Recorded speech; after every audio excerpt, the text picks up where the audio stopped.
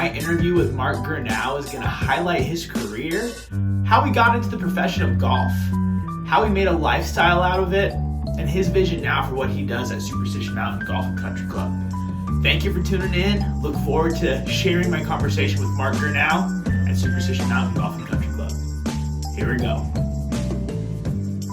Mark, thank you for joining us on the Game Changer podcast. I appreciate you taking the time out of your busy day to join us. It's my pleasure. Glad to do it, Jerry. I want to give our audience and our membership here just some insight into your background, and I would love to learn some new things too in regards to the profession of golf. So if you could share with us when you were first introduced to golf. Oh, wow. Okay, so I first started playing golf when I was 10 years old. I was in fourth grade. I remember it. Both of my parents played. My dad was a good player, single-digit handicapper, and played golf a lot. And my mom played pretty well. I mean, she would shoot in the 90s, so she was a good player for the ladies.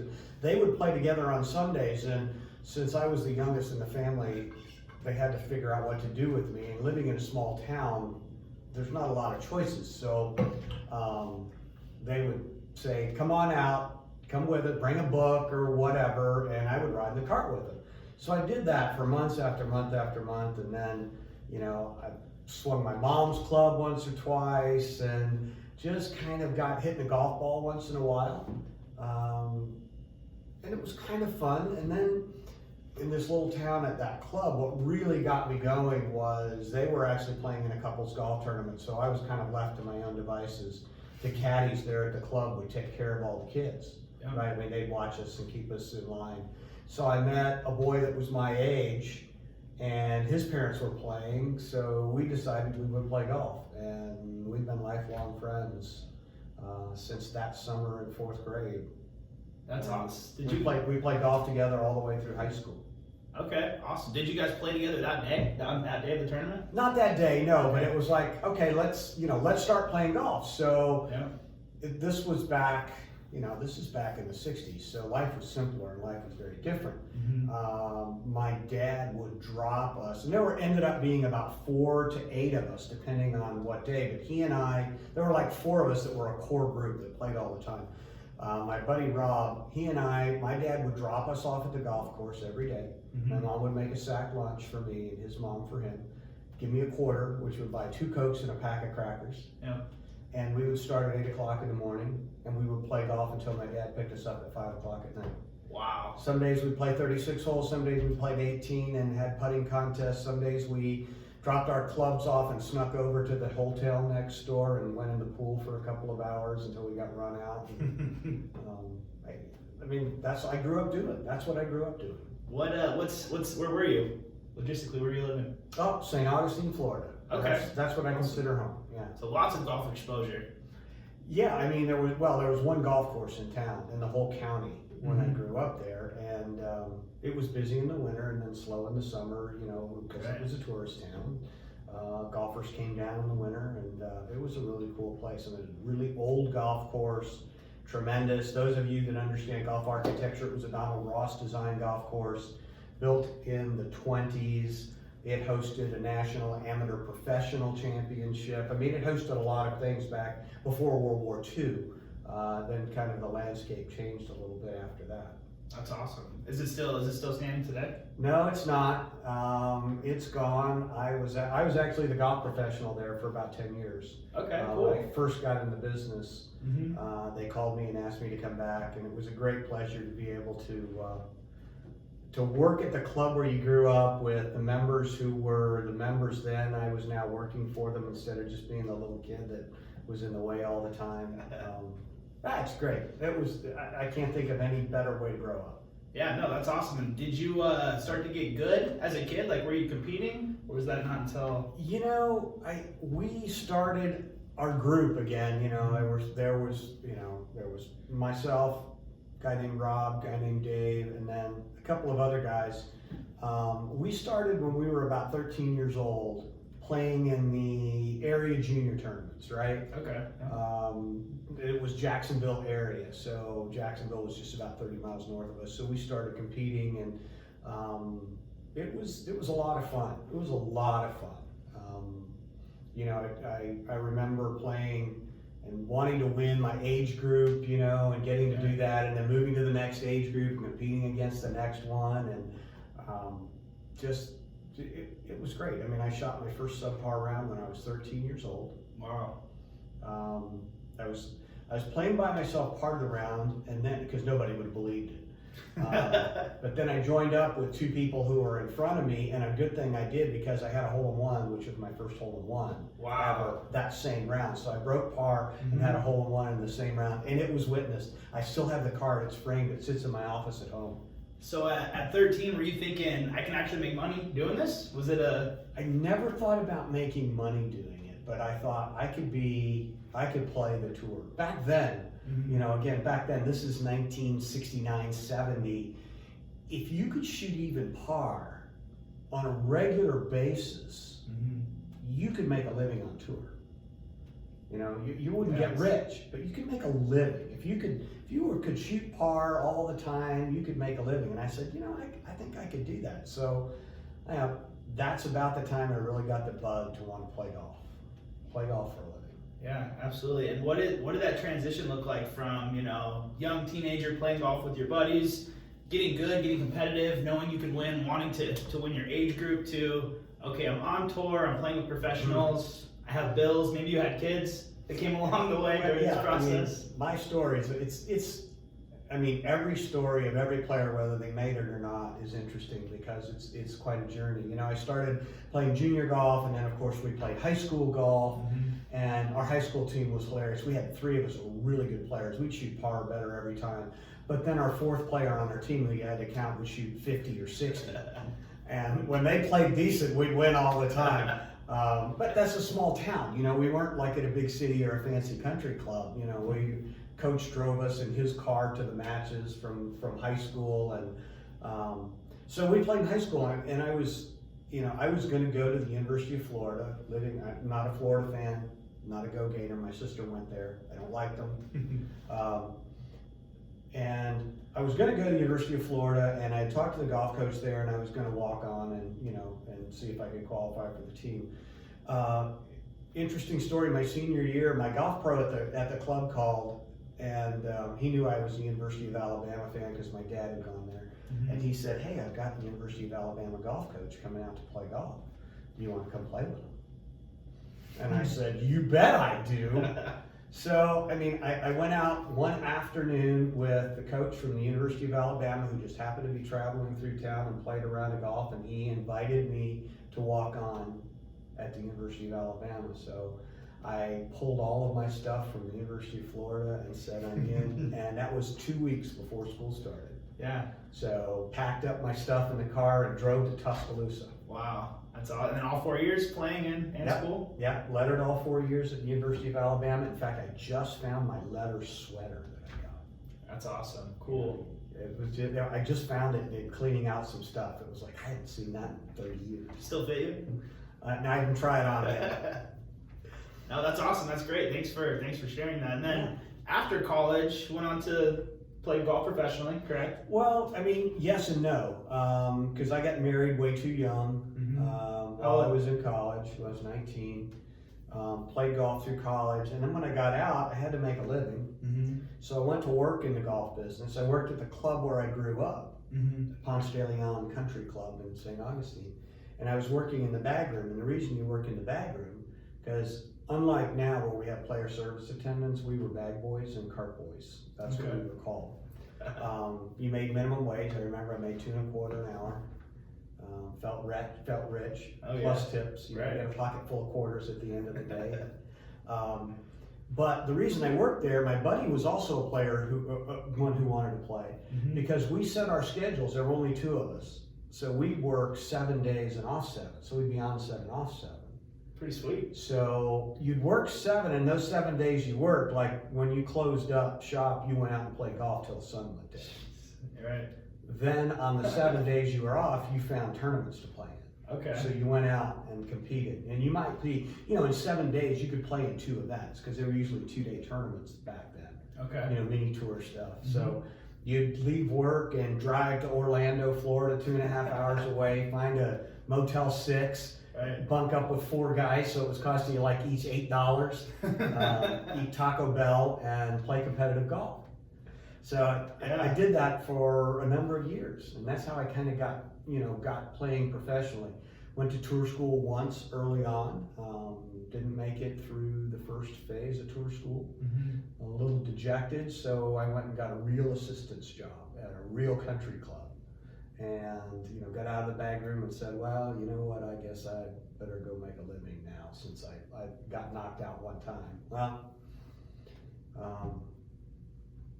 I was there at that club. It was the Deerwood Club in Jacksonville, Florida. Worked for a great guy named John Upton, and John knew I was a player and liked to play, and he still let me compete when I could get off work. But then the head professional job came open at the club I grew up and had worked as a cart boy. Right. And they called me and said, "Do you want the job?" I said, "Yeah." 21 years old, right. Had no clue what the world was like. Yeah, I think of golf operations just here at the club, and there's so many moving parts. I know Matt has his hands and eyes on everything, so that's phenomenal. What did you enjoy about transitioning from playing on the weekends with the buddies, making money, to having that real job and getting into instruction, right? Teaching others how to do it really well. Well, I've never considered golf a real job because it's a passion. It's the beauty of the business of golf is that you're around a lot of people who have the same love of the same kinds of things. So it's never like going to work. I've never had a day that I've gone to work and just hated life. Yeah, days are tough and things are bad and tough things happen, but I've never not wanted to go to work ever in my career. I love people. I like being around people. I like serving people. I think you either have that in your DNA or you don't. If you're successful in a people business, you're a servant, and that there is no higher form of work, in my opinion, because the ultimate servant is Jesus Christ. He was a servant. He served all of us. So if you don't, to even think, gosh, I can serve some people, to me that makes me feel good. To have somebody say thanks, to have somebody say, well, I had a really good day, that's the most rewarding part of the business. And that's really what kept me in it. When I first started, I owned my own golf shop. I owned my own golf shop for 10 years, and I did not like that at all. I'm not a merchandiser. Yeah. I'm not good at selling stuff. I depended on people around me to help me do that. I could run the business part, but it wasn't my passion. My passion was running tournaments, being at the counter with the members, playing golf with the members, teaching the members, being around that sort of great energy that you get from people having fun. Absolutely. Absolutely. And that's what kept me in the business. For the 42 years I've been in golf. Yeah, that's phenomenal. I was having a conversation with Brooke, the concierge desk, a few weeks back, and just talking about her journey here. She's been here 2 years longer than you, I think. Yeah, I think she started. I've been here over 6. I think she's been here 7.5-ish, something like that. Yeah, and it's just I'm so impressed here. Everywhere you go, there's a fun event. There is a happy hour going on. There's some sort of activity. So that energy that the club brings is phenomenal, and I'm glad that you're able to share that with us too. When you first started here, what was the one obstacle that you had to overcome to maybe implement that? Because we work with a lot of different companies and organizations, and I see their structure, and I feel like you guys have a really good structure. I know who to go to as a vendor for anything I need, and I don't get that many places. So what was that first obstacle when you started that could help you kind of implement your vision here? Having done this for as many years as I've done it, and having worked for a great company, Trim Golf, I learned a lot about the business of golf. But I learned a lot about transitioning clubs from one model to another or from one culture to another. So when I walked in here, I said, okay, so we're taking this from being a semi-private club back to being a private club. So to do that, you have to gain trust. You have to gain trust from your owners, your bosses, you have to gain trust from your members, and you have to gain trust from your staff. There were people here who had had bad experiences in all of those realms from previous management. Absolutely. So I had to first come in and say, here's who I am, here's what I believe, and then live that every day to gain that trust. It doesn't happen overnight. Right. It never happens overnight. But I think if you come from the heart and come from the soul and say what you believe and say what you think, whether people like it or not is one thing, but they can believe you because you're speaking the truth. Absolutely. And once people started to believe and trust that I would say what I was going to do and do it, or do what I was going to, do it and then tell them about it, and be truthful and admit to mistakes and admit to good things, but most of all, just be honest and open and truthful. Absolutely. You're speaking the word too, because I can't tell you how many projects we've been involved in together when it's not going as it should, and you're just honest and open. And I think that open communication from the top is phenomenal, because then I can go out there and have a true, open, honest conversation with membership about things we have going on, and it's really makes my life easy. So thank you. Well, I appreciate that. You have to be on the. One thing I learned many years ago is the truth, whether you say it or not. So you might as well say it, because it's going to be there, whether you admit it or not. And then you can deal with it. Then if you do that, you can then deal with whatever happens. Right. If you're dealing from the truth. And you know what? I learned as a very young man that I'm not smart enough to lie, because I cannot remember all those stories. Right. It's just easier if it's the truth. And if you forget, you forget. Yeah. But you're not worried because what did I say? No, I said what I saw or what it was or what I perceived it to be. Yeah, absolutely. And I can tell on a day-to-day basis that you exert that to your staff, so that's awesome. Well, we've got such a good group of people here. Absolutely. I believe that if you put people in a good, positive place, you empower them to truly do what they need to do, and then you trust them to do it, they will do their best. And if they can't succeed at it, then you have to talk about what do we need to do, but you can't set them up to fail. You set them up to succeed. You give them the tools, and you trust them and believe them. Absolutely. And then you're here to help them. So on that note, what I know we're working every day, every week to enhance the membership experience here, so our members can get involved in programs and enjoy their club.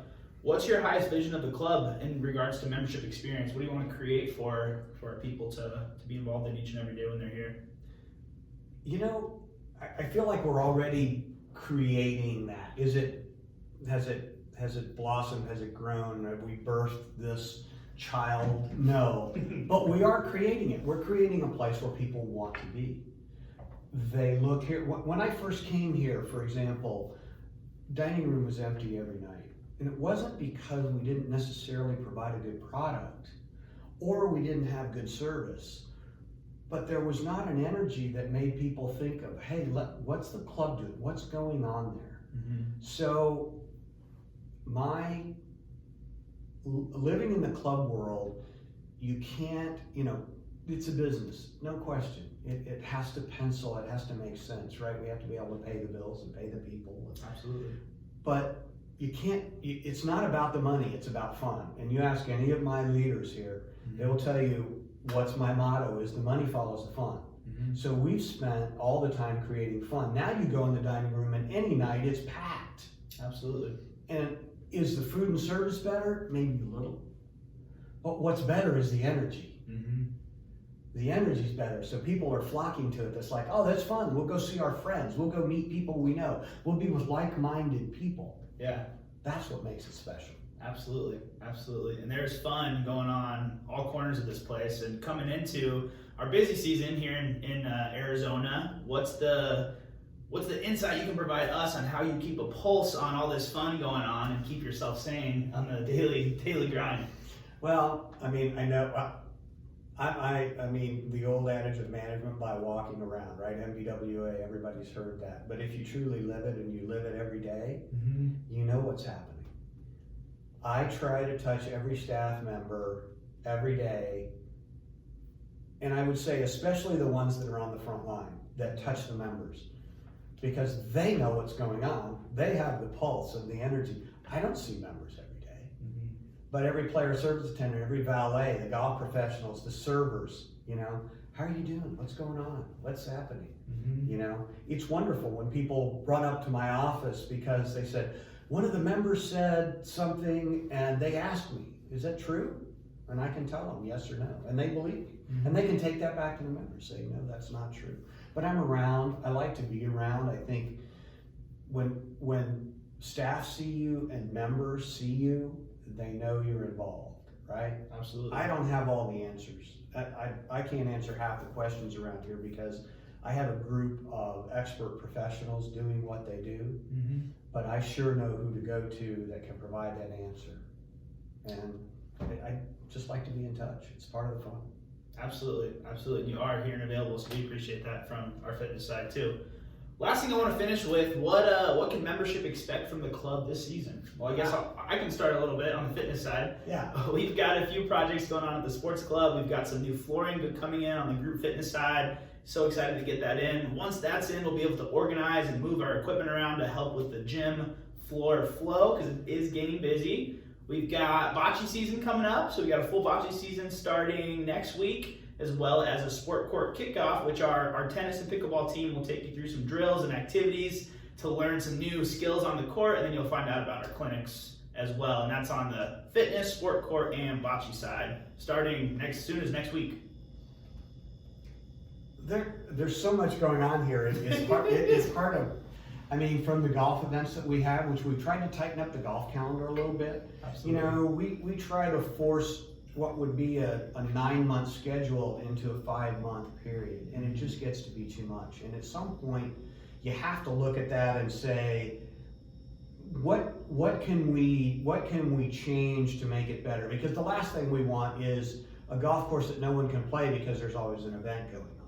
And we hear that from time to time, you know, and we listen to that. So we want to provide more opportunities for casual golf, and I think we've done that this year.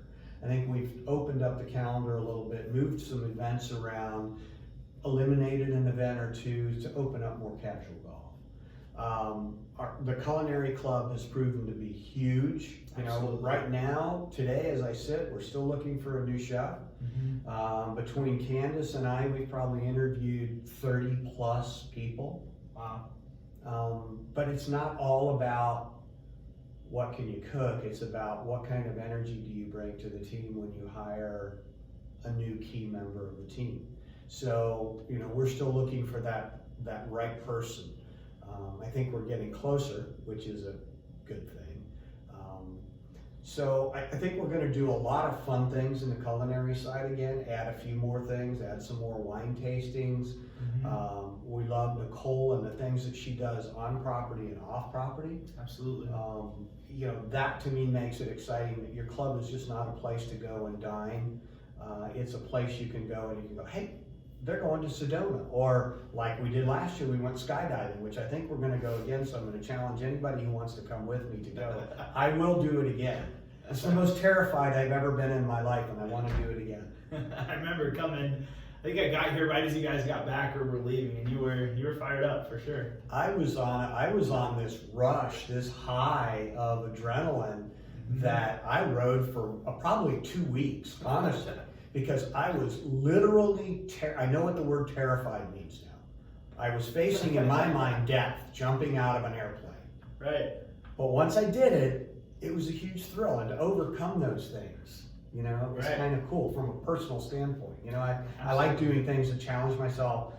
I love doing things that I'm afraid to do because once you do them, then you've mastered, you're in charge of yourself. You're not letting fear or outside events rule how you think. So that's the reason I do a lot of the things I do. I don't do a lot of risky behaviors, but I like to do some things that are adrenaline pumping, you know, get the heart rate up. Yeah, absolutely. That's awesome. Well, thanks for sharing that, and thanks for tuning in. We really look forward to seeing you around the club this year, and appreciate you listening to our conversation with Mark Gurnow at Superstition Mountain Golf and Country Club.